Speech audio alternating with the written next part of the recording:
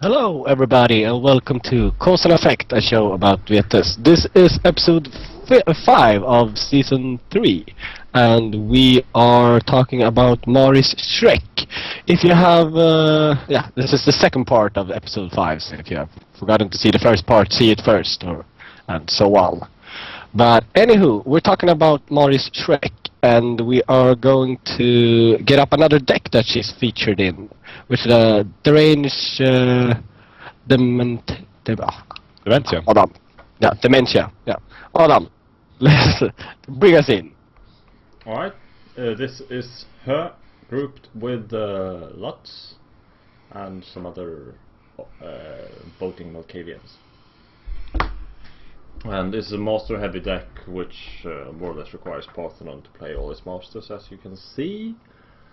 And it includes the range to make other vampires Malkavian and then steal them with Malkavian Dementia. At which point you can be really nasty, but it's more or less the migrate thing. You can hide the blood back, or you can villain them, and you can even Golconda them. So it's kinda neat to if you get the trick off on a huge cat vampire, you'll gain a lot from it. It's a really evil minion steal card. You really just get control of them and take them, and it's yours. Yeah, you gain control of the them from your master phase until the start of your next phase. So it's a long time. Yeah. Really long time. And the range, of course, can only be played on younger vampires, at least as the first action. So that's why you want to play with Lutz, or like an urban cap overall. Yeah. And I don't know if this deck features a discipline card, but is it worth? Do you think, like, right off the top of your head, is it worth including a discipline card in this day and age when a lot of circles are going around? Probably not. When you face other inner circles on a table, kind of often you can have the range go some low or mid cap or whatever legal target you got, and then that player will end up giving it away, and eventually will end up on the inner circle, because the other players around the table will probably benefit the most from having the other inner circle gaining the range.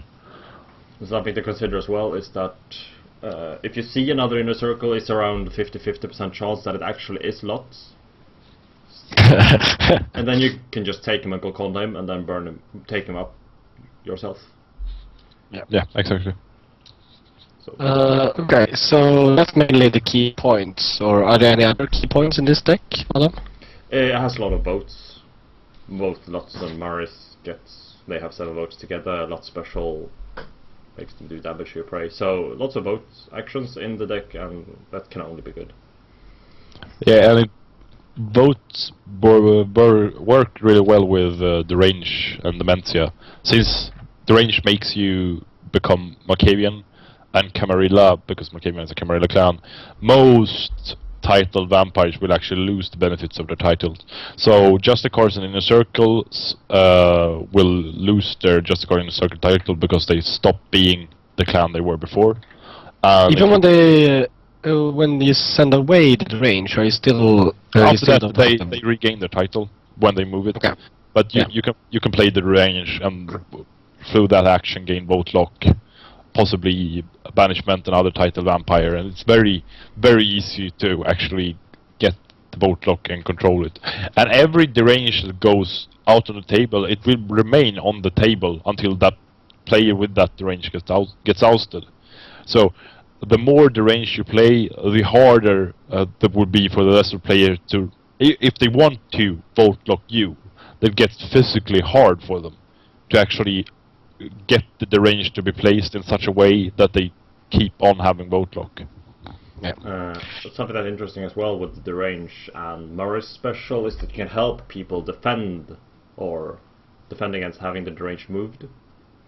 So you can help people stop the deranged from moving, which gives you some additional control over where the deranged end up. Like if you can play deranged KV Dementia without Maris, of course, but if you play it with Maris, you get more control over the deranges, which is really Is that the only way that this deck utilizes Maris special? Because I think, as I see it, his main focus is that it's a Justicar and it's a good vampire, not that much her special. What do you think, Isaac? I think her special is an important part of the choices. Otherwise, I think Unmada would be a much better choice as just a car.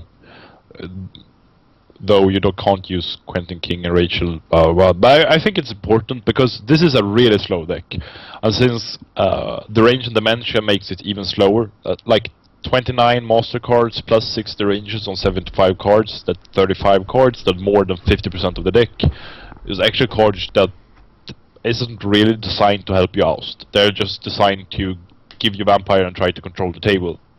And being so slow, you gain a lot by the blood you have in Maris Streck, and having that blood and using that blood to stay in the game until you get to the setup, because the setup is kind of complicated.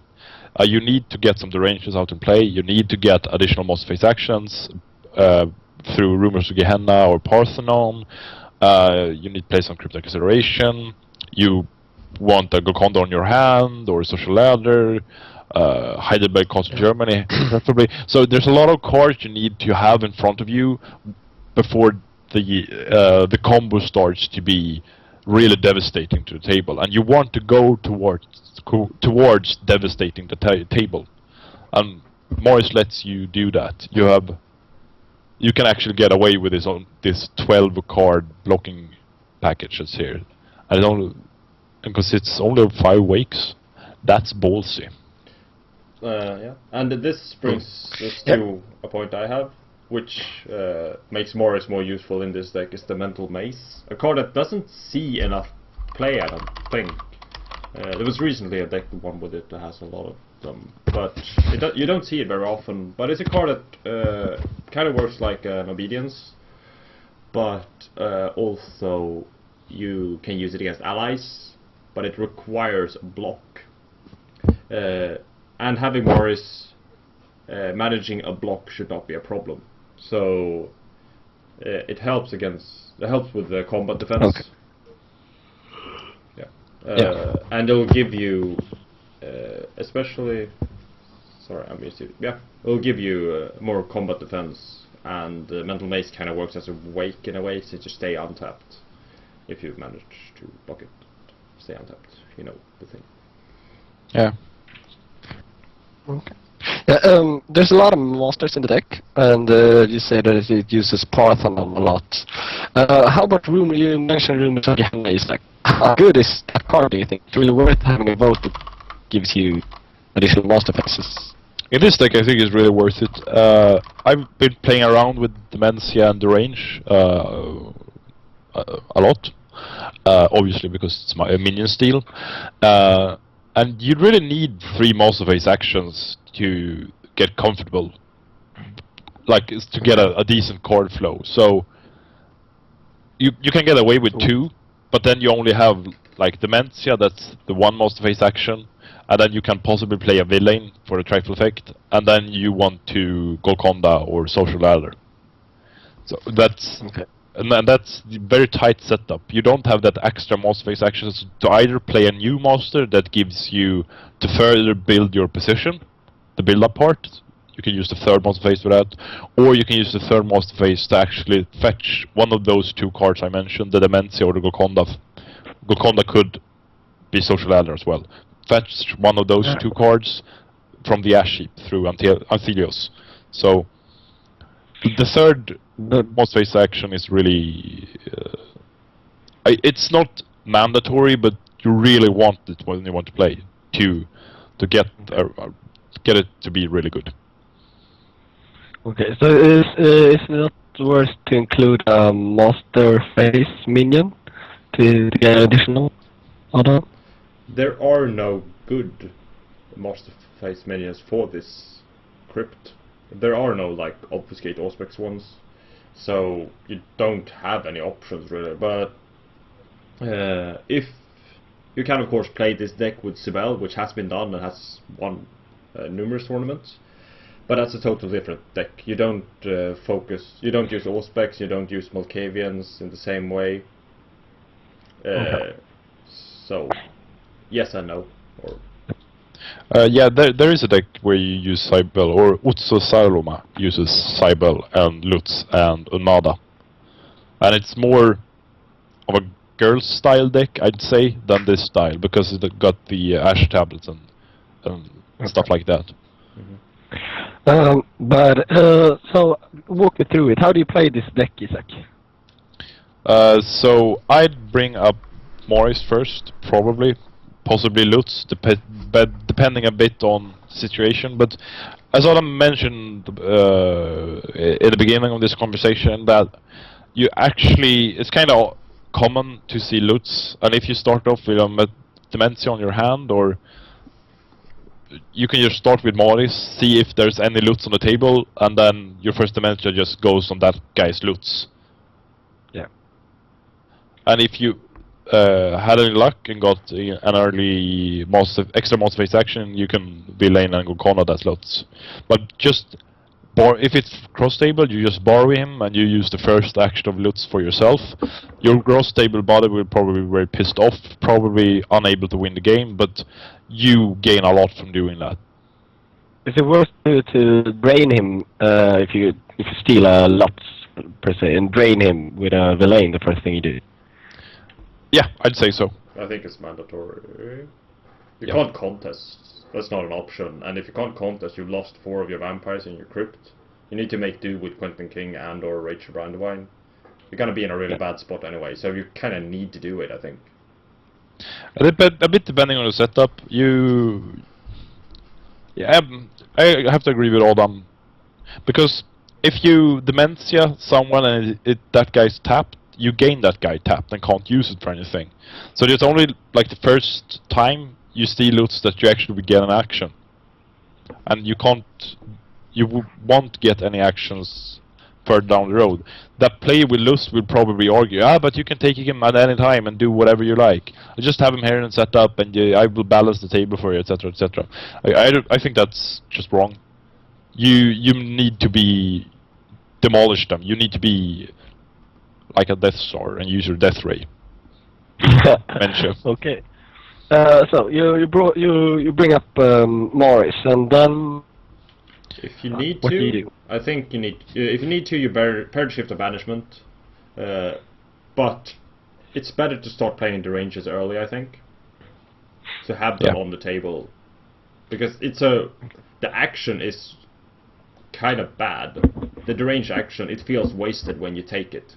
It'll give some yield later on in the game, so it's a long-term thing, and doing it when you have the opportunity is kind of important.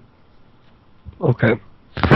But you should be very wary of potential early on damage. So if you don't have any wakes and you see Dominate behind you, you can't really take a Bleed for 3 or 6 early on, because you need that pool to gain your setup, and after you had your setup you can start bloating like hell.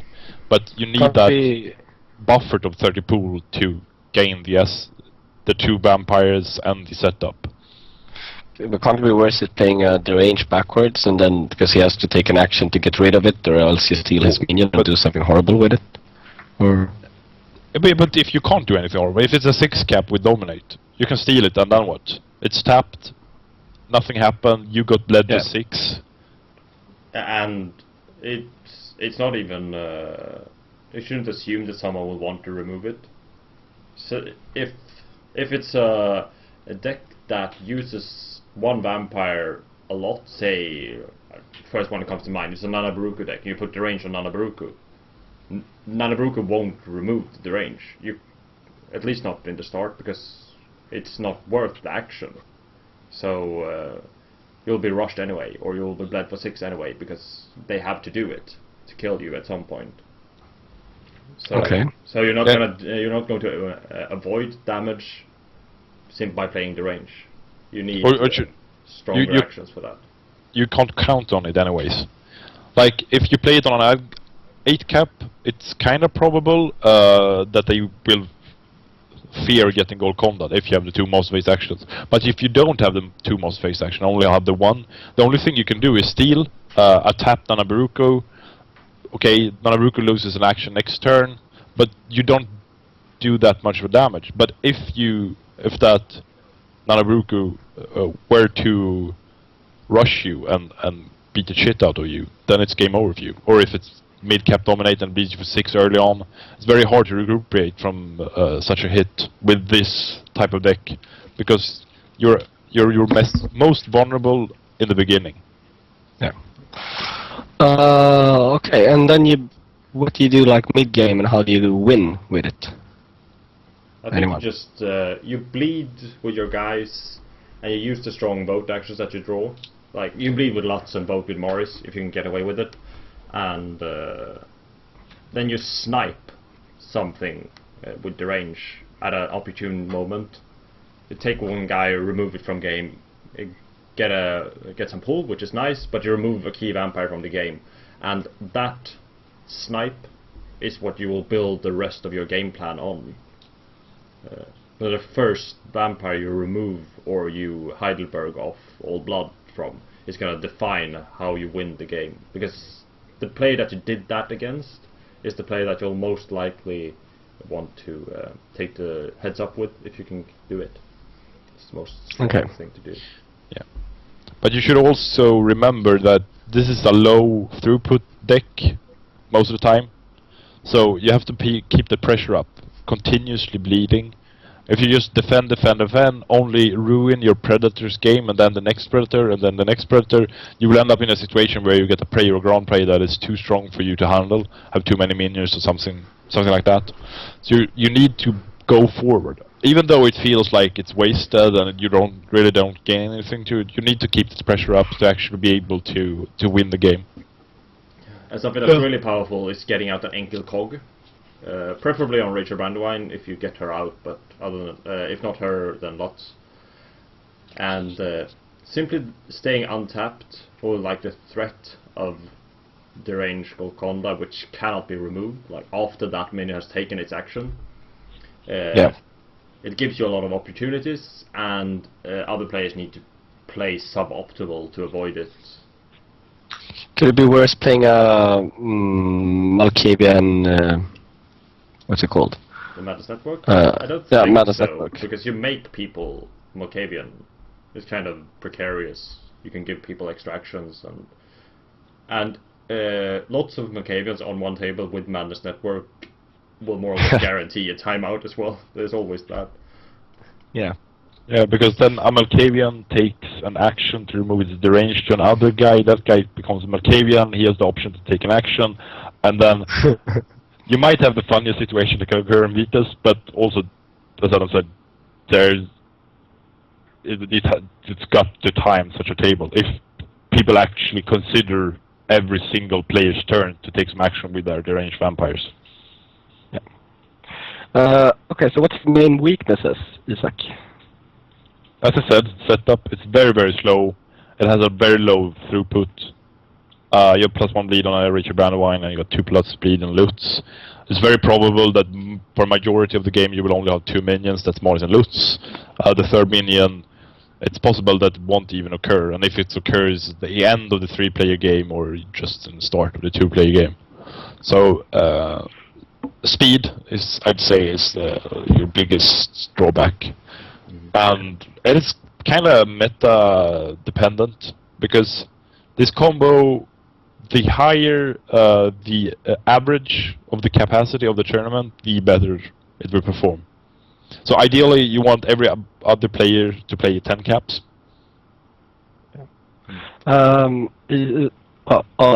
Strength. I had something. +1? I lost it. I'm sorry.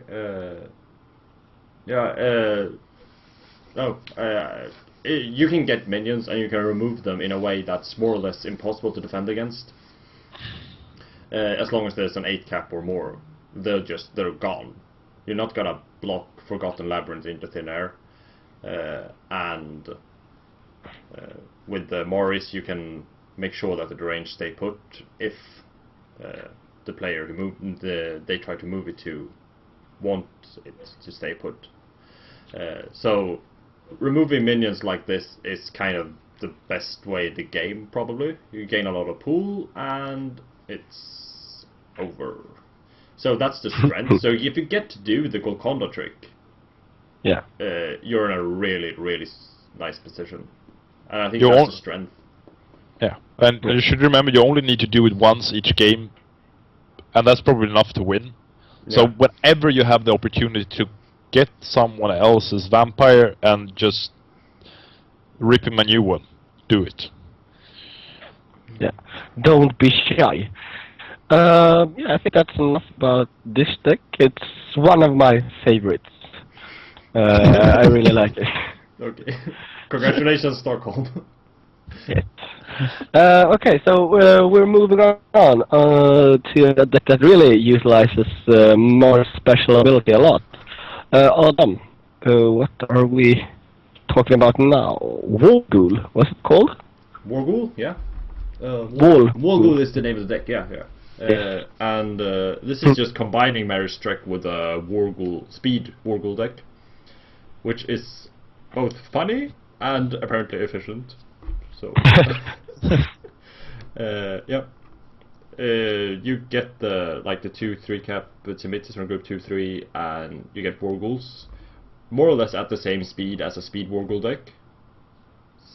Like one fewer Warghoul possibly, one fewer Jakes possibly. Yeah. But and the same crypt, so you get the Warghouls out really, really fast, and you start rushing, and eventually you get Maris Streck as well, and then they are blocking monsters. Yeah, that's So- kind of it. Yeah, usually you're playing a kind of a stressed game when you play a Warghoul deck, because you need to start rushing straight away to get possible maneuvers and hitbacks and majesties and such things out of players' hands, and do that fast enough before you get ousted. That's usually the clock for you. But with this deck, you have Unmasking and you have Maris Streck, so you have a potential to get a lot of intercept on your Warghouls. So you're not as stressed. You can more casually rush and be more play a more safe game. You're not under a constant threat of getting bled really hard. Yeah. So, but what does Maris do to oust in this deck? What's her part? Because it's a really two-piece of equipment. What you call it, Isaac? Yeah. In this deck, there's pair shift is but that's the thing is, this is where it's kind of neat, because as far as ousting goes, it's not a big difference between an ordinary Warghoul deck and this. An ordinary Warghoul deck would probably have one or two more minions in play than this deck, and that's one or two more minions than complete one. But in this deck, you get to play 3 paired shifts on 64 cards, so very probably you get a paired shift. And because you have the rushes, you can make sure to gain boat lock. And this is kind of cute thing that Emiliano had done, is put a Malkavian Rider clause into the deck. Okay, what's a Malkavian Rider clause? You play know it- that one by heart. You play it when someone else, as a reaction when someone else passes a referendum, and that means that your next referendum passes automatically. Yeah, that's really neat. Could be useful. But what I like the most about combining these, because my opinion, combining 2 different decks, 50-50 each, is most of the time a really bad idea. But in this case, they have a lot of synergy. They give each other a lot of things. And I'd like to first talk about Jake's relation. Jake is obviously really, really good with a speed Warghoul deck, and but Jake is really, really good with Maris as well, because she can get out of blood really, really fast, and this way it's easy to use the last blood for her. And this also makes it easier to cycle the Jakes, which can be a problem in the Wargul deck, that you have Jake on hand and Jake in play, and he's unique. And Jake can also block. It's a minion who can block, so it's an extra block for Maris if you need it, which can get intercept from Maris. So I think it's really, really neat how this ties together. Yeah, and what do you think about the stealth package? Yeah, and this is the other part that it looks really neat, because now you can rush Warguls with stealth, which is funny and probably really good. The stealth is... The only bad part is that these 10 cards are dead weight in the beginning. You won't be using them to get the Warguls for the start. So these 10 cards are useless in the beginning, but later on when you can start rushing with stealth, I think it's really powerful. Yeah, and this combines more or less a classic deck when you play Renegade Garus and paired shifts. So this is the same idea with having these paired shifts, that you can get your pool low enough through playing Warghouls, and after that playing paired shifts. So one paired shift pays for 1 Warghouls and 2/3 of a Warghoul. So there's also this synergy. Like as Adam said, usually when you do a combo of two decks into one, ends up being one party does one thing and another party does a completely other thing, and they don't have that synergy. But here you have a lot of overlapping synergy going on. So, and another thing being in the Abbey, just having one Justic over 3 votes can be enough to pull off the Abbey. That's kind of neat. Anathema is a nice addition as well, I think. Okay. Or just you put it on a vampire, and if it's reduced to 0 blood in combat, you get lots of pool equal to capacity. So, and it makes the vampire burn, which the vampire who is anathema and gets knocked to 0 blood. So that way it's easier to remove minions permanently because of how Maris, because Maris in the deck. So it makes Diablerie less like you won't be wanting to diablerize as much either because of anathema, which is a nice addition too. Yeah, that's sweet actually. It really is. Something we haven't yeah, go on. that we haven't mentioned in this deck and the deck we looked before this, the Dimension deck, is Temptation of Greater Power. But that is a general benefit with playing Justicars as stars. So if you have a Justicar in a deck and that Justicar goes first or second, always put Temptation of Greater Power in the deck. It's broken. Yeah, it's broken in the same way as Giant's Blood, but it's even better. Yeah.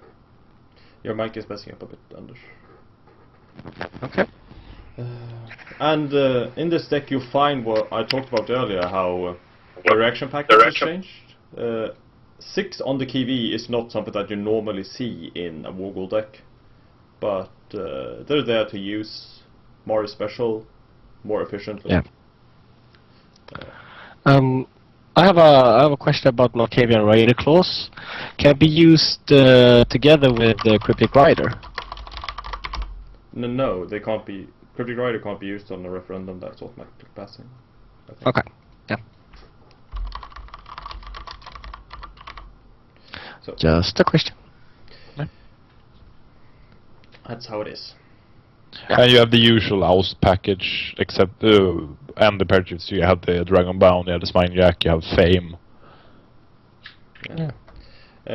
And I think Maris Streck allows you to remove a lot of DIs, because normally a Wargul deck will want to include many DIs, say 4 or 5, I think, unless you have an oversized reaction package. But barring oversized reaction package, or you need lots of DIs to avoid being stolen, having the Wargul stolen, and Maris Streck makes it a lot harder to steal the Wargles.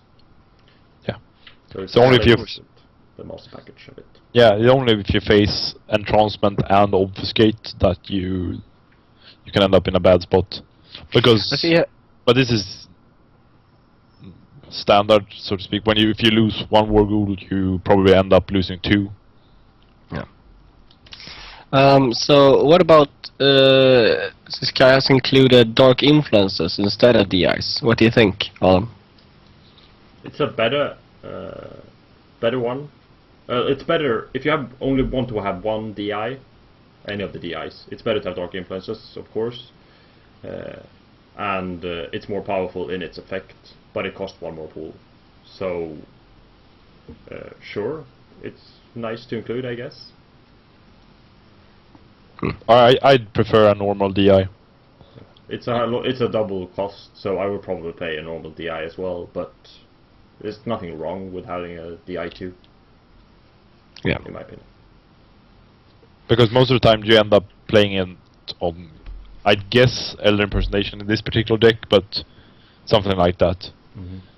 It would make more sense if you face a lot of entrancement or something like that, and you can't really defend against it. Yeah. Maybe.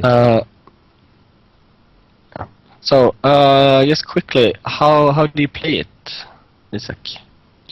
You bring Smiths out first and try to recruit Warghoul as fast as possible, preferably by burning Jake. And I guess you played Maris second, but I think you have to assess the situation, how the table looks. Do you need more Warghouls? Then get a second Smiths and then get Maris Streck. Something like that. And then you have Maris Streck in play.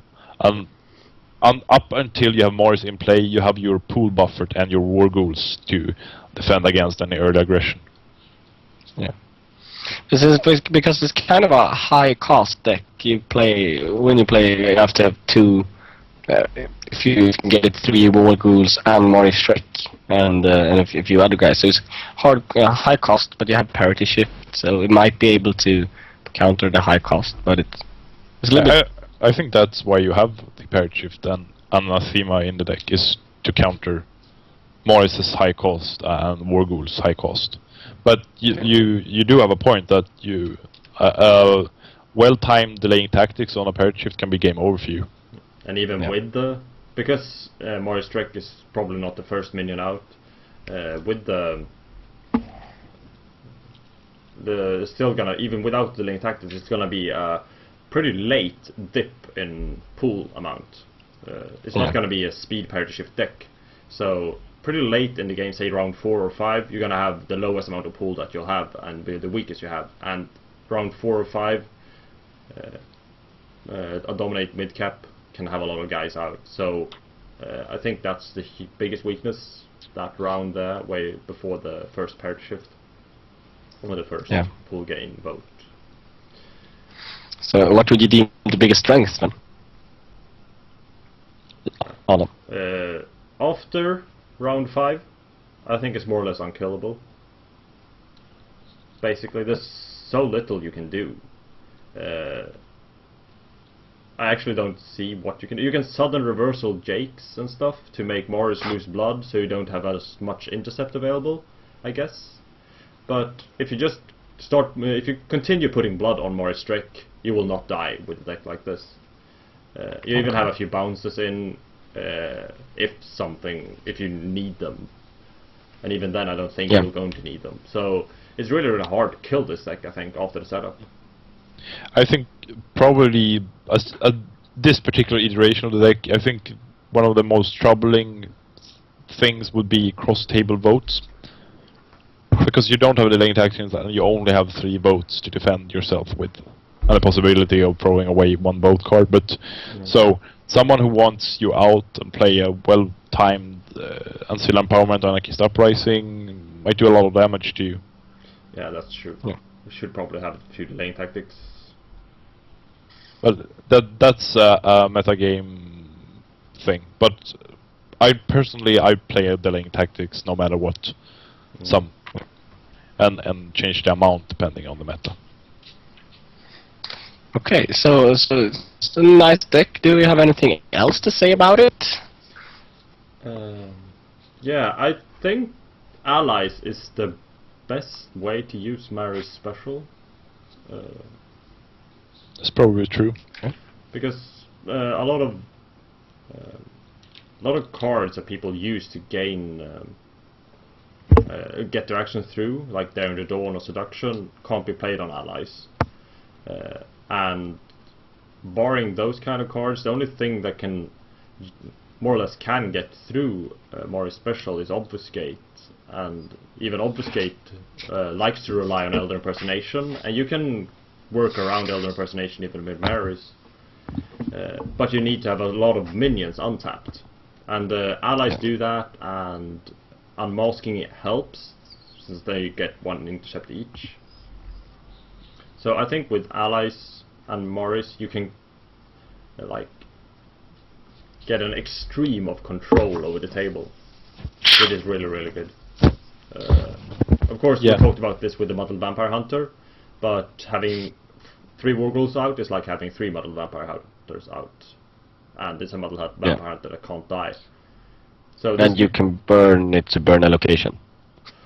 Yes, there's also that. Yes. Yes, so you're safe against Darnkar's Citadel Freak Show decks.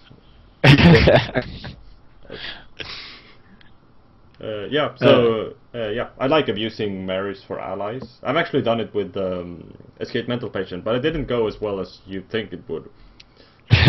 Oh, why? Because Maris is not Malkavian Anti-Tribute? Yeah, there's that, and they burn, and yeah. Yeah, they burn. But as we've seen these 3 examples, it's allies and or obedience / mental maze. So this is just allies, and Castle of Doom is both. And we had the Malkavian Dementia, the range deck that played mental maze. So those are the 2 best things, because you want to protect Maris and the other vampires. That's the one thing you want to abuse with her intercept special, and having the allies and or obedience makes you conserve blood on Maris to use her blood only for intercept, basically. You don't want to block with Maris and then get into a fight. That's just stupid. Yeah, she doesn't have any fighting disciplines. Yeah, she has inferior animalism. Yeah, but that's very inferior. Yeah, it kind of is. You can play Coma. I think you're on to something. On inferior? Yes. No, you use the other Devitation and supporting vampires for Coma, and Maris for intercept in your block combat. Feels That's strong. not any good. No. Okay. Yeah, but I think that's kind of it. Any last parting words concerning just Maris? No. I think No. Okay. Well, what? I think we're done. Yeah, sweet. Oh, okay. Thanks everyone for watching, and that's it for this time. Remember, if you have any thoughts, comments, or ideas, you can post them on our Facebook page, or send an email to the address below, which is causeampersandeffect@gmail.com. Remember to like us on Facebook, subscribe to our YouTube account, and after the show we will post a thread on beacon.net, which you can continue the discussion. So have a great week, and we'll see you. We'll see you when we see you. That's not really done yet. So okay, have a good one. Say bye, guys. Goodbye. Bye.